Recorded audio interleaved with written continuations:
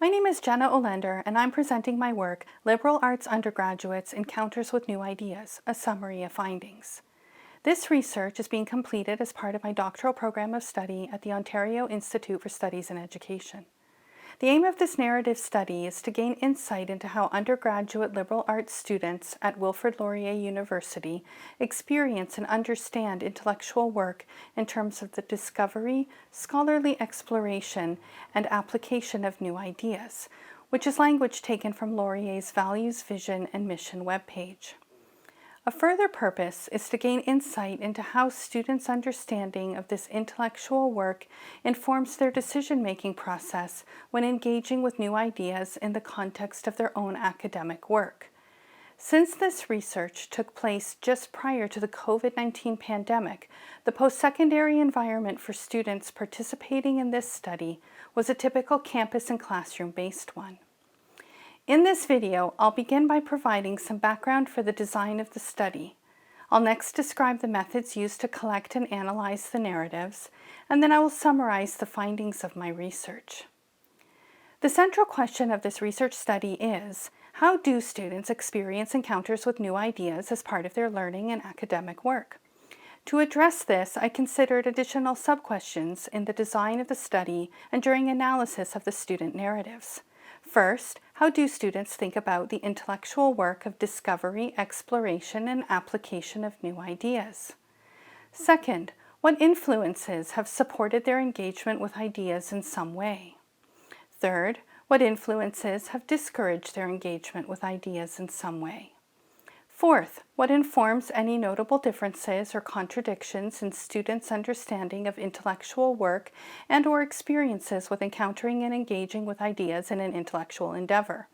And fifth, how do those differences connect with students' unique, personal, intersectional, and experiential contexts of their education? Ultimately, the goal of narrative inquiry is to create research texts that will encourage thought and reflection by readers.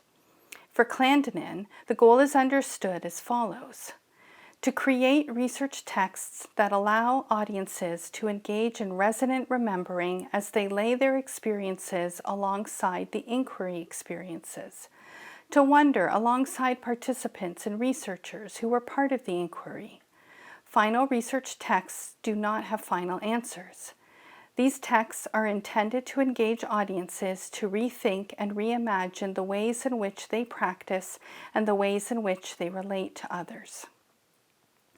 To collect the narratives, I used episodic narrative interviewing, a research method developed by Robin Mueller. The ENI protocol she developed involves 3 prompts for each interview. The first prompt engages the participant to consider the phenomenon that is the focus of the study. The second prompt asks the participants to share a story in which they experience something. Lastly, a third prompt invites participants to connect the phenomenon to the experience they shared. For this study, the prompts included, what does it mean to you as a student to discover, explore, and apply new ideas in your academic work? What makes it safe for you to engage with new ideas? Please tell me a story about a time when you had to make a choice about expressing a point of view or sharing an idea in some aspect of your academic work. And how do you think you experienced discovery, exploration, and/or application of new ideas in the context of the experience you just shared with me? My supervisory committee advised me to expand the protocol to also include a brief follow-up interview to give participants a chance to review their transcripts, make any necessary changes, as well as add any additional thoughts. To help inform my analysis of the narratives, I also conducted 15 background interviews with liberal arts faculty regarding their teaching and classroom context. These semi-structured interviews addressed the nature of new ideas, intended learning outcomes, student achievement of those outcomes, observations of what encourages and discourages student engagement with new ideas, and concerns they have about student engagement with new ideas. To analyze the student narratives, I engaged in a process of postmodern rhizomatic analysis. Deleuze and Guattari describe this approach in 1,000 Plateaus. As they explain, the rhizome is a way of thinking about the connections between multiplicities. In a rhizome, any point can be connected to any other point. It is not hierarchical. They describe the process. You start by delimiting a first line consisting of circles of convergence around successive singularities. Then you see whether inside that line, new circles of convergence establish themselves, with new points located outside the limits and in other directions. Write, form a rhizome, increase your territory by deterritorialization. Extend the line of flight to the point where it becomes an abstract machine covering the entire plane of consistency. In my application of rhizomatic analysis, I began by identifying singularities or conceptual points as I read. I drew lines of connection between multiplicities of singularities within each narrative, or what Deleuze and Guattari term an assemblage, and, through lines of flight, that is, noting the thoughts and ideas that occurred to me as I read that were outside of the narrative, I formed other conceptual connections, thereby increasing the territory of the assemblage. When done, I had created a map of routes or lines between concepts or ideas. This approach to analysis allowed me to see the whole text at once in a holistic way. It became apparent to me how parts of the text function as they connect to other parts of the text. I was also able to consider the effect of my own presence as the researcher in shaping the text much more readily. In addition to having a possible structural thematic influence, in some narratives, participants' word choice and choice of examples also seem to have a strong connection to the temporal and social experience of the interview itself.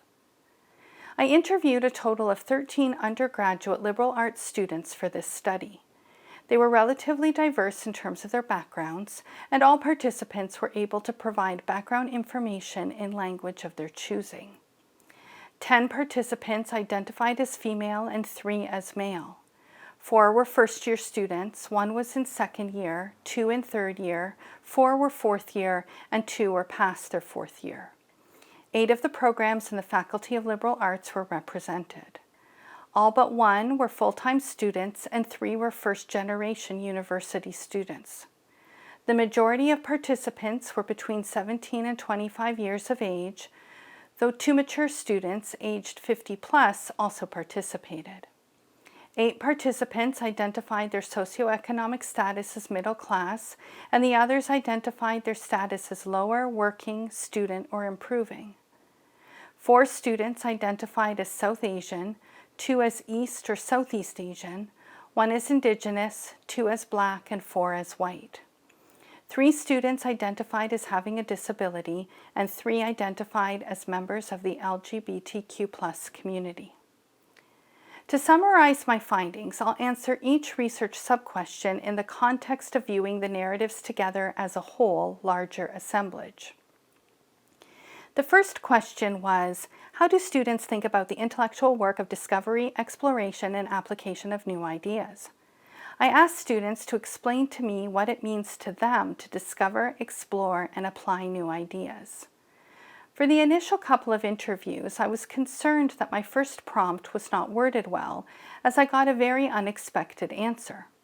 While discovery and exploration were part of an academic learning process, application was understood as something happening outside of academic work in real-world contexts associated with students' personal or professional lives. As one student explained, discovering and exploring is really looking into different concepts and theories, and then the application part is the real-world stuff. I wondered about the effects of neoliberal discourse on the university and the social shift toward viewing university credentials as work readiness. However, once I spoke with a few faculty members for background context, I realized that this view of application was actually quite consistent with intended learning outcomes described by faculty, including to transfer learning to other areas and to have, quote, a tool to think about and apply to objects in their lives. While the separation of application from academic work was quite common, a few students did think about these dimensions of discovery, exploration, and application as strictly within the classroom or university context, which was much more aligned with my initial thinking in designing the prompts. They described how discovery, exploration, and application were part of a learning process by which a new concept was introduced through class, explored through reading and research, and applied through the completion of some kind of assigned work, such as a piece of writing or a presentation. Discovery, exploration, and application were also connected to learning undertaken outside of the classroom context. Some students described how they wanted to understand new ideas better, and so continued to apply their initial discovery to an ongoing process of exploration through supplemental reading. Lastly, discovery and exploration were also associated with personal development, as one student explained that in university people, quote, kind of redefine themselves. You try to find yourself in university. I think that exploration, that's a really big part. The second question was, what influences have supported their engagement with ideas in some way? In reviewing the students' narratives, I recognized that there were both internal and external factors that supported engagement with ideas. In terms of internal factors, students felt encouraged to engage when they felt confident about their knowledge. This confidence could come from their own understanding or comprehension of a concept, issue, or procedure or process, and it could come from viewing the information they are learning as reliable and trustworthy. A student said that students, quote, feel safe because a lot of the information we have is really good because you're looking at real research from like PhD doctors. And we learn how to source things properly. That can also make us feel safe that we'll be okay. And the confidence could come from a sense of personal conviction about doing what is right. For example, a student talked about her experience bringing to the attention of a class the harmful assumptions about Indigenous people that were shared in a student presentation because her life, quote, experience has been one where I have always spoken up when necessary, regardless of what the consequences of that may be, if I feel that something is wrong. In terms of external factors that encouraged engagement with new ideas, students noted that the professor's facilitation of class discussion and participation was very important. They valued when instructors created welcoming environments that encouraged discussion and in which students felt supported even if they weren't completely correct in what they said. This was not unexpected, as scholars such as Marcia Baxter-Magolda, Bell Hooks, and Patricia King have previously noted the impact that faculty have, through pedagogy, on student learning experiences. Several students also talked about the social dimension of learning. They felt part of a community. As one student noted, it's kind of amazing that we, my roommates and I, are using this high intellectual language and you don't have to explain. Later, when talking about being in class, she said, I felt like I was like a member of the class. We all listen to each other, which is encouraged by the teacher who really wants us to speak and share our ideas. The general campus climate was also identified as an external factor that encouraged engagement with ideas. For example, one student shared a story about choosing to become better informed about Indigenous people's history and experience because of the strong, visible Indigenous presence on campus. The third question asks, what influences have discouraged their engagement with ideas in some way? The two most significant influences that were described through the narratives that deterred students from sharing an idea or point of view were perceived social and academic risks. That is the concern or worry that there would not be acceptance of what they would say. Concern about peer acceptance or ostracization has also been noted in the work by Bell Hooks and Patricia King. However, for the student participants, professor acceptance was a more significant concern. Students were willing to risk some social fallout from peers since their peers didn't have direct impact on their grades or success in the course. However, students were keenly aware of the power dynamic of the professor-student relationship, and when the professor was perceived to be impatient, shutting down ideas, rude, or expecting a specific point of view in an answer, students talked about how they ceased to participate. Though it was very interesting to hear from students how a sense of personal conviction about doing what is right was a stronger driver to engage than fear of professor response was a deterrent to engagement.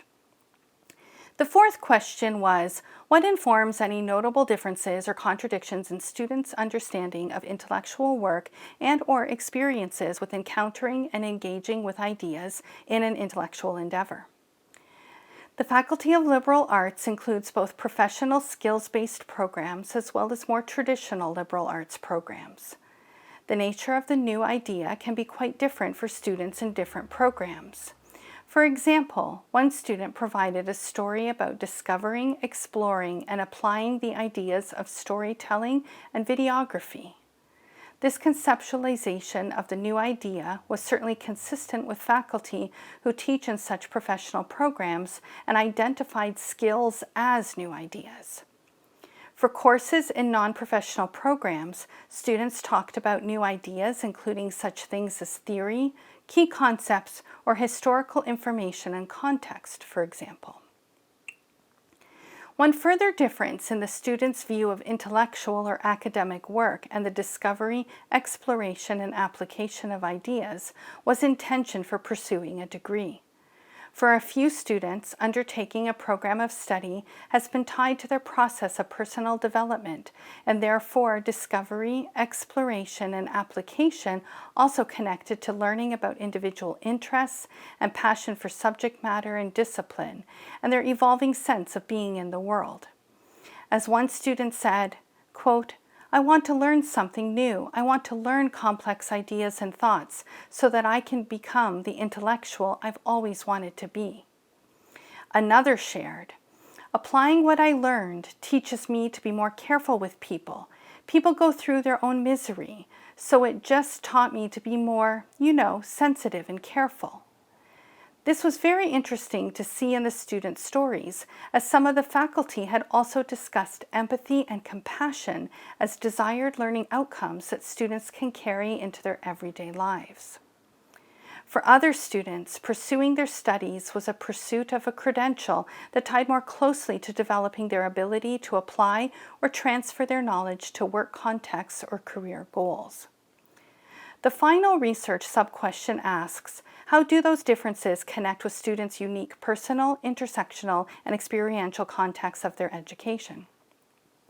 In thinking about the various stories and individual contexts shared with me, I identified age, cultural background, and personal identity as contexts students recognized as important. In general, the more senior a student was in terms of year of study, the more likely they were to have talked about sharing, not withholding an idea. However, one of the non-traditional mature students talked about how there was less social risk to engaging. Quote, "They say as you get older, women particularly get more radical. I'm not a radical, but what's the worst that could happen if I expressed an idea? People don't like it? That's okay with me." A student who identifies as Tamil commented during the follow-up interview about how cultural background may affect student experiences, and she shared that her lack of knowledge about Indigenous people is connected to how, in her culture, it wasn't something that was ever discussed.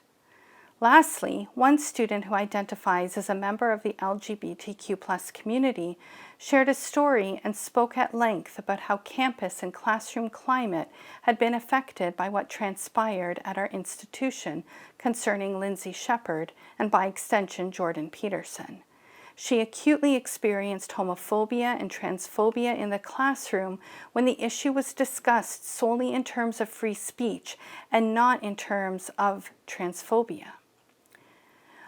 My analysis of each student narrative through writing as a form of inquiry is still ongoing, but this preliminary summary of findings has been a valuable exercise for my own thinking about the undergraduate experience of learning and engaging with new ideas. I engage in resonant remembering alongside the students and have a better understanding how the lived experiences of undergraduates now differ from my own past experience. Thank you.